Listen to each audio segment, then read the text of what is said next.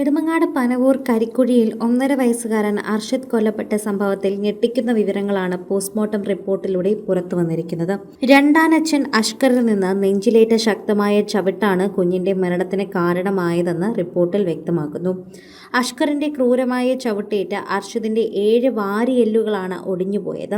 വാരിയെല്ലുകൾ ഒടിഞ്ഞതിനെ തുടർന്ന് കുഞ്ഞിന്റെ ആന്തരിക അവയവങ്ങൾക്കുണ്ടായ ഗുരുതരമായ പരിക്കാണ് മരണത്തിലേക്ക് നയിച്ചതെന്നും റിപ്പോർട്ടിൽ പറയുന്നു. കുഞ്ഞിന്റെ തലക്കേറ്റ ക്ഷതം 5 ഇടത്ത് നീർക്കെട്ടുണ്ടാക്കിയതായി പോലീസ് കോടതിയെ അറിയിച്ചു. ഇതിനു പുറമെ കുഞ്ഞിന്റെ ശരീരത്തിൽ ആകെ 91 മുറിവുകളുള്ളതായി വിശദമായ പോസ്റ്റ്മോർട്ടം റിപ്പോർട്ടിൽ ചൂണ്ടിക്കാണിക്കുന്നു.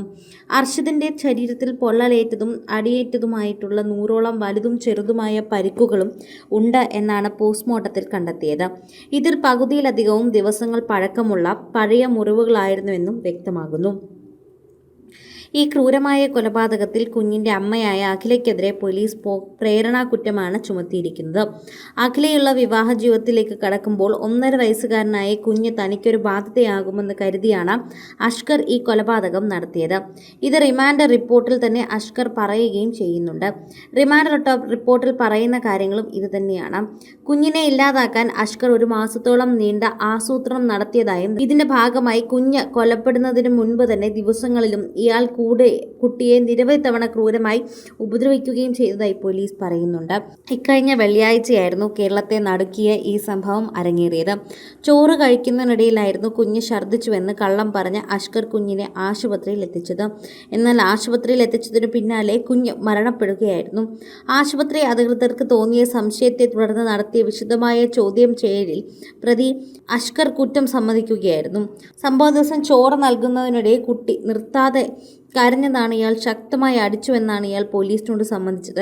ഇയാളുടെ ക്രൂരമായ അടിയേറ്റ ഉടൻ തന്നെ കുഞ്ഞിന്റെ ബോധം നഷ്ടപ്പെടുകയായിരുന്നുവെന്നും പ്രതി പോലീസിനോട് പറഞ്ഞു.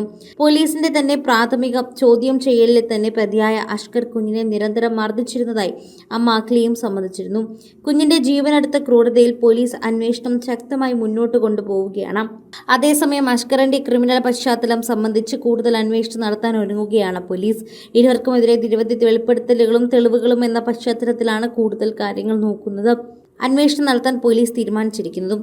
ആദ്യ ഭാര്യ അഷ്കർ അമ്മ രംഗത്ത് വന്നിട്ടുണ്ട്. അഷ്കറിന്റെ തുടർച്ചയായ മർദ്ദനത്തെ തുടർന്ന് മകൾ കോമ സ്റ്റേജിലേക്ക് പോയതാണ് അമ്മയുടെ പ്രധാന ആരോപണം. 2 വർഷത്തോളമായി ആശുപത്രിയിൽ ചികിത്സയിൽ കഴിയുകയാണെന്നും അമ്മ പറയുന്നുണ്ട്. ഇതെല്ലാം തന്നെ കഴിഞ്ഞ ദിവസം തന്നെ പുറത്തു വന്ന വാർത്തയാണ്.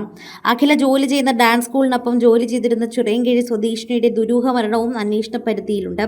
അഷ്കർ വിവാഹ വാഗ്ദാനം നൽകി പിന്മാറിയതാണ് തുടർന്നാണ് മരണം നടന്നതെന്നും സൂചനകൾ ഉണ്ടായിരുന്നു.